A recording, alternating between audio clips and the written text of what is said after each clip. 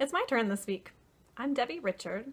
For those of you who don't know me, I'm married to Sam Richard, who's really tall, and I have three grade school kids, Elliot, Lucy, and Mary, who are in 6th grade, 4th grade, and 2nd grade. And this morning I'm sharing with you from one of my favorite spots in the house, in my rocking chair where I rocked my babies. And because I don't have really little people in my house, I do have quiet moments in the morning.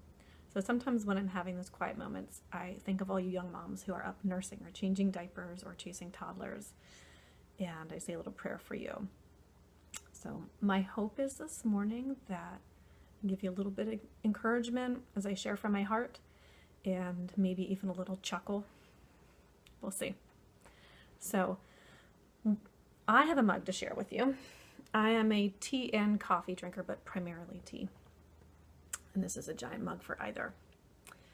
My dear friend Kelly from my women's Bible study group where we used to live gave this to me over 3 years ago on our moving day. And it came with a little note that said, "Continue being transparent." And it's really a perfect snapshot of our experiences together in the women's Bible study group over the course of 8 years. And interestingly enough, it recently started reminding me of a book I'm reading through called Soul Care. And one thing the author says, one thing he talks about is walking in the light with God and others. And so what I want to talk to you about this morning is being transparent and walking in the light with God and others, and being honest with yourself too. That's really important. So, one thing that I wanted to tell you about the Christian community that I was a part of in that Bible study is that it included both confession and celebration. And both of those are really important. It's kind of like after you take communion, you have that declaration. I think it's really important to get good at pointing out spiritual milestones we see in each other as we grow, as we come to the end of a trial. And so I wanted to share that part with you, and it was demonstrated really well in this group that I was a part of. We were doing Bible studies together and praying and doing a lot of life together.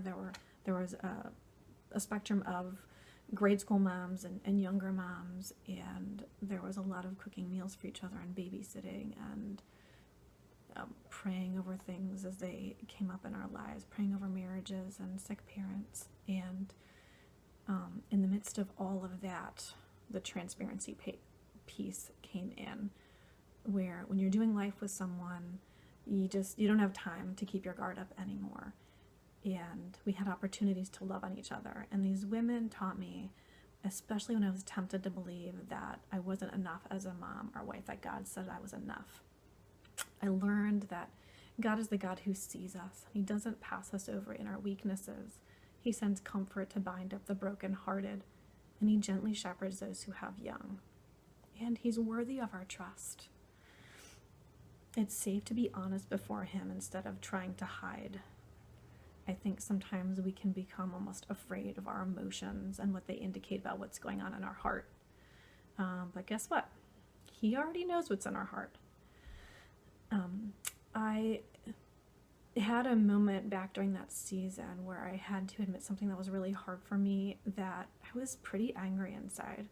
We had gone through the ringer with life just happening and babies back to back and living away from family and job stuff and a lot of different things.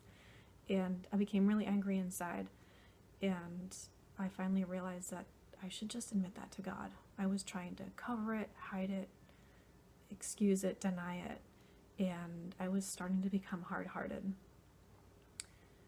And there's just no point in covering it up. We need to allow ourselves to be honest with God because He's trustworthy. I found that I was getting in the way of God's truth piercing into my heart, and I was missing out on His healing power because I was living hard-hearted. God told me through these women, because I was willing to be transparent after they had led the way, that God loved me in the midst of my mess. The story of Gideon is one of my favorite stories because the angel says to him while he's hiding in the winepress, "The Lord is with you, mighty warrior." It makes me laugh every time because it resonates so deeply with me. Those parts about hiding and feeling inadequate and ill-equipped. But then it gives me hope because God sees us as we are now and he's not disappointed. He's actively involved behind the scenes, working everything together for our good and his glory.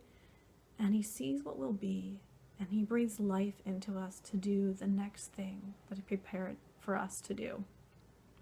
Colossians says, "In him all things hold together." And I can't tell you how many times I needed that reminder, that simple truth spoken to me when it felt like the bottom was falling out.